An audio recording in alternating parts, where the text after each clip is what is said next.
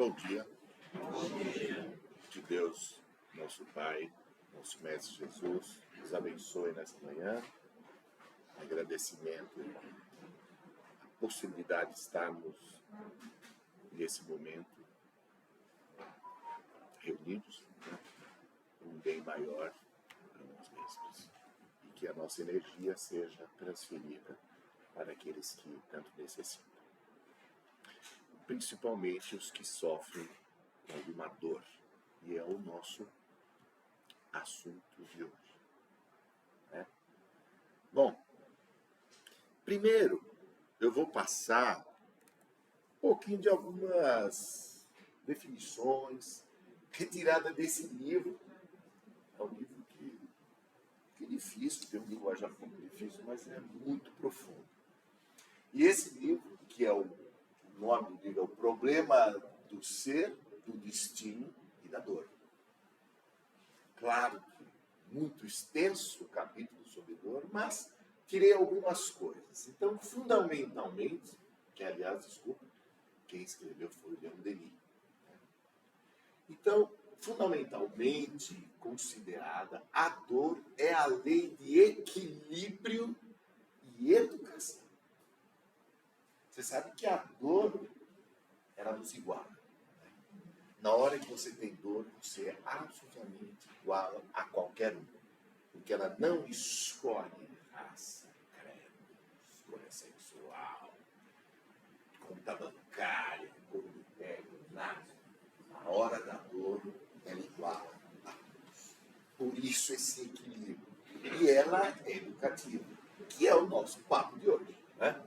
Ela é agente de desenvolvimento de condições de progresso. Também nós vamos desenvolver aqui essa questão do progresso espiritual e o papel da dor nesse progresso.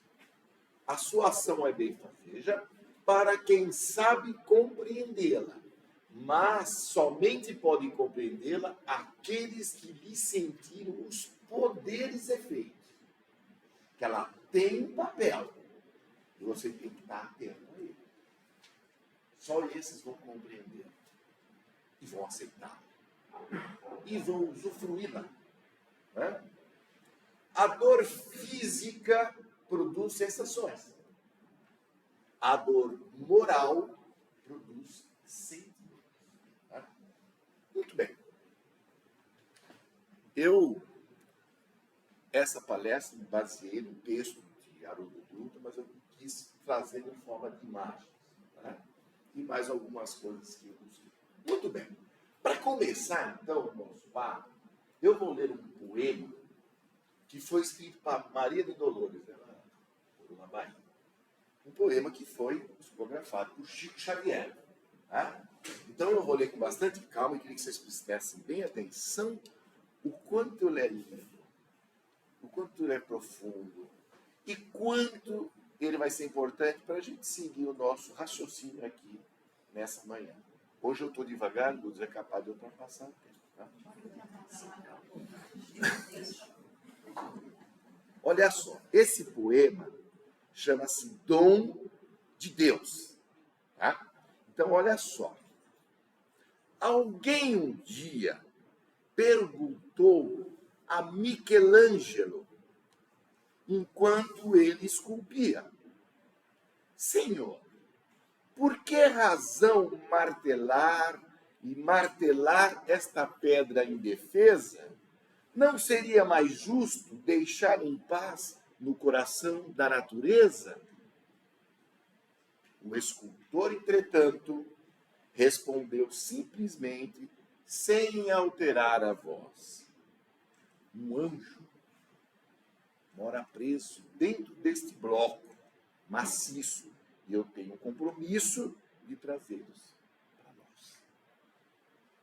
E batendo e cortando aresta sobre aresta, amparando e brunindo o mármore que entesta, vê, afinal, o instante que ele próprio exulta. A obra-prima que jazia oculta aparece soberano. É um anjo que sorri quase que filigrana.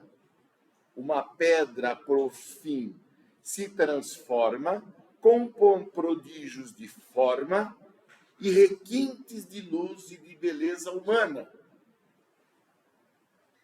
Assim também, alma querida, disse ele, quando a dor te ameace ou te amafanhe a vida, não grites maldições nem fabriques labéus.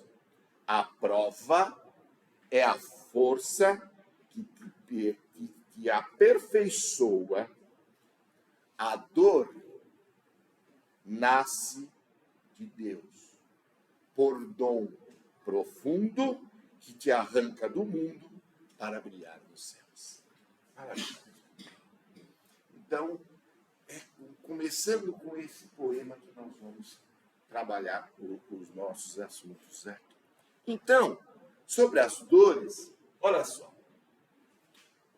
É que nós desenvolvemos uma cultura interpretativa no movimento espírita.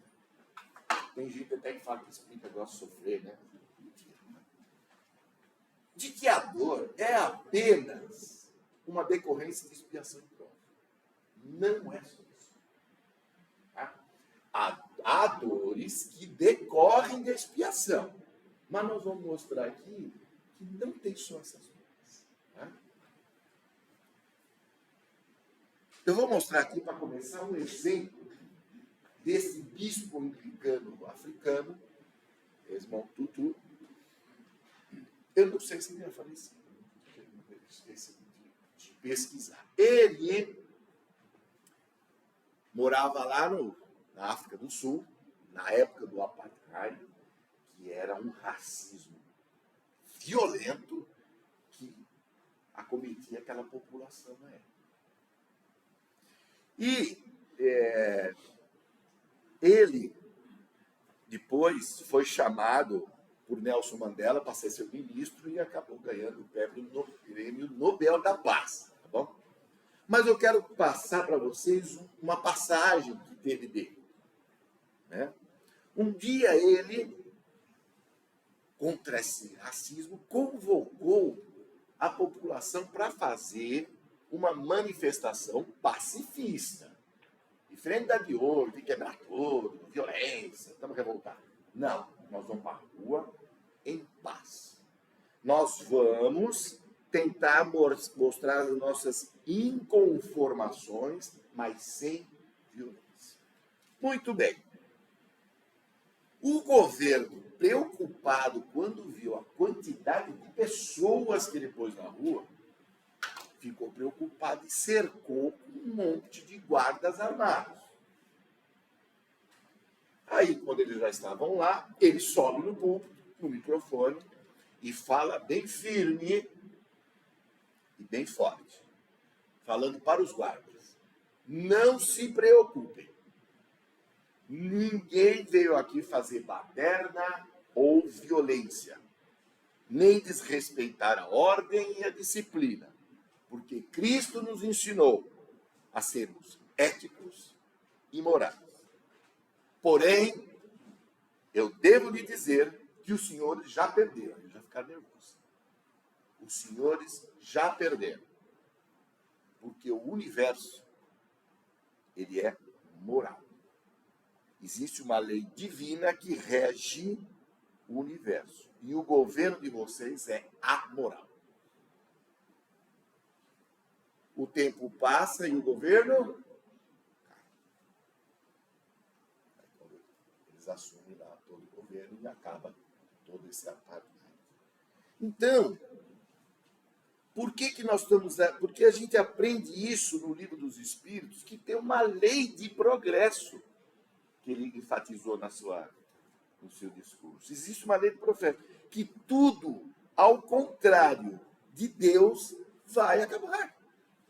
Um dia vai acabar. E aí a gente usa aqui uma frase de Humberto de Campos, que exprime bem isso.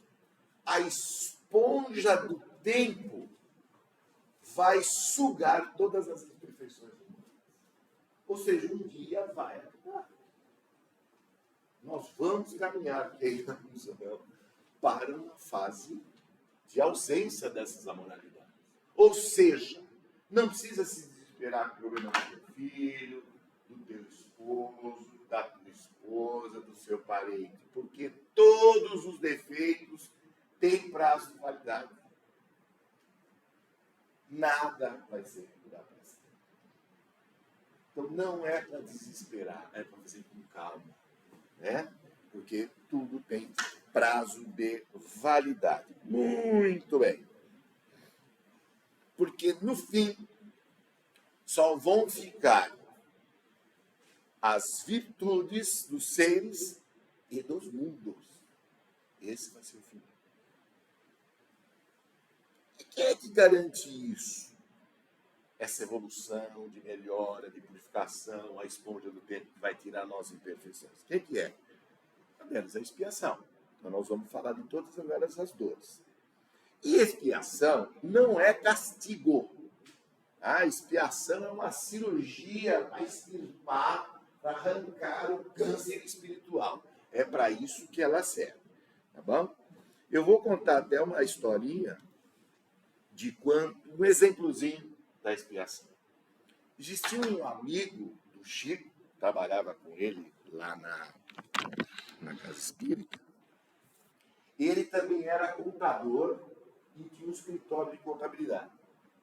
Um dia, os bandidos invadiram o escritório dele, roubaram tudo. E além disso, ele falou, não vamos roubar não, vamos destruir tudo. Mas destruíram tudo. Ele da noite para o dia não tinha mais nada. E aí à noite ele vai, centro espírita, cabisbaixo, olhos, tristonho. Aí o Chico vê ele, já sabia,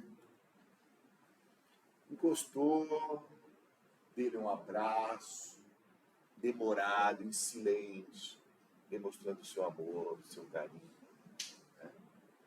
Fala, o que foi, meu filho? O que aconteceu que você está desse jeito? E ele conta. Aí Chico continua em silêncio e no finzinho bate nas costas dele e se faz. Ô, meu, é tão bom devolver. Então, se você tirou um dia você devolve. Esse é um exemplo de expiação. Né? Muito bem. Aí, tem uma questão sobre o livre-arbítrio. Você pode falar assim, eu quero perguntar, mas por que Deus não criou todo mundo perfeito? Não podia criar? Podia. Ele podia criar a gente já perfeito. Por que ele não criou? Porque ele não quis. Por que ele não quis? Sei lá. Eu não sei. Ninguém sabe. Mas, a gente sabe de uma coisa. Porque se ele tivesse criado a gente perfeito, em relação ao livre-arbítrio, você nunca erraria, você só ia usar bem o seu livre-arbítrio, não teria evolução, nem prova, nem expiação, não tem nada. Precisa, você está perfeito. Mas, tem um porém. No seu dicionário não teria a palavra vitória.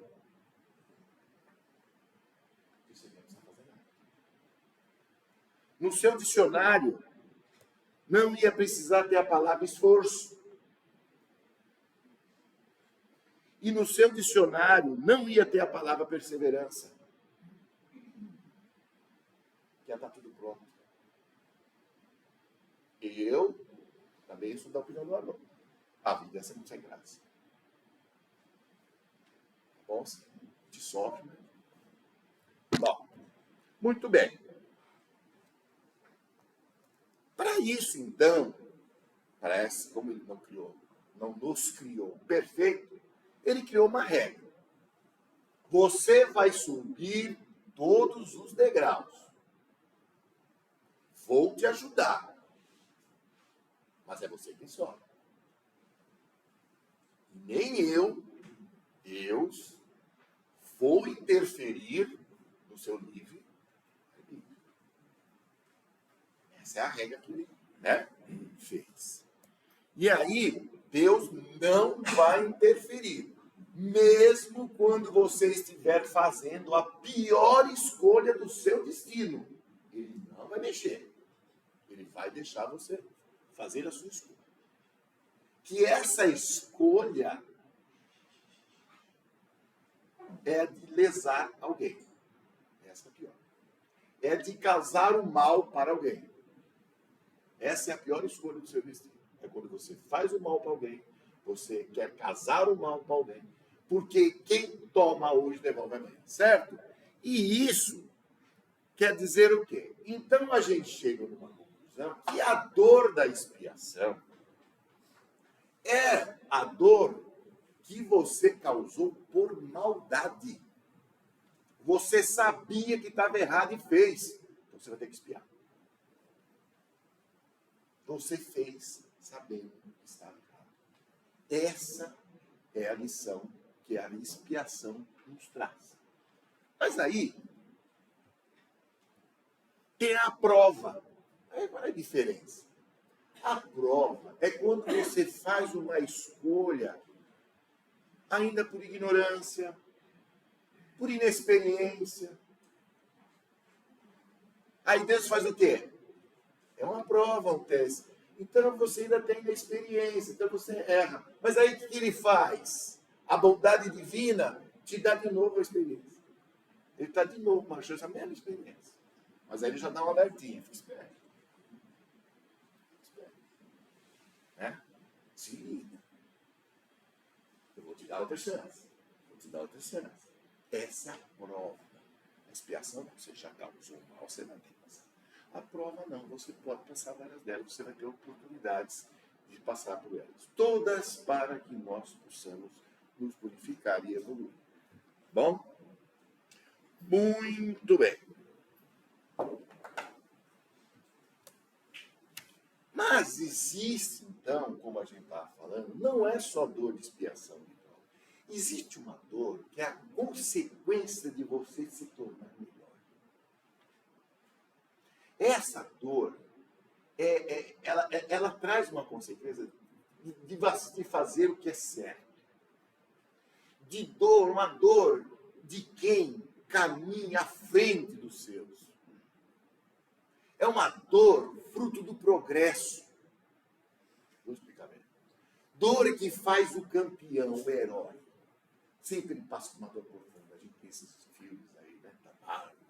Sempre ele sofre, aí ele vira campeão. Mas depois de uma intensa dor.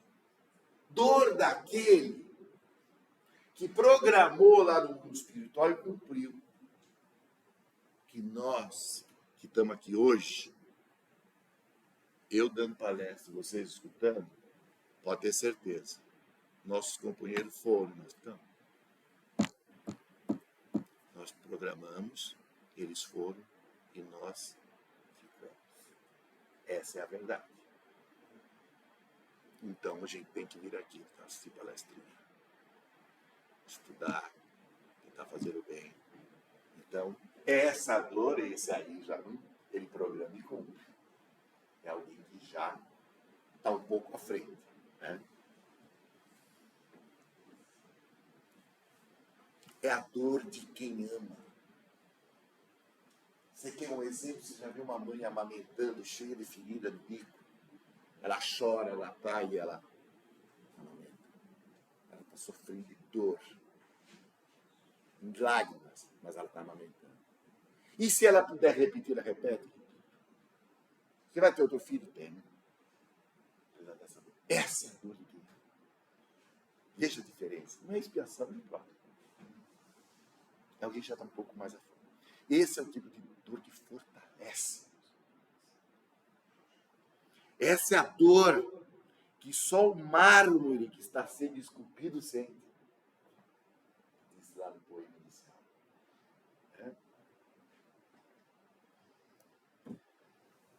Dor de quem ama.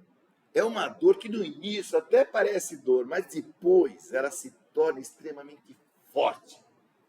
É uma fortaleza para você. A ponto de você ter um relacionamento com Deus muito mais firme. Que nós, você sabe, quando a gente vai orar, e a gente aprontou, sabe que é muito mais fácil falar com a mãe, né? Então você começa assim, Pai nosso, Mestre Jesus. Ai, Jesus, amanhã eu converso.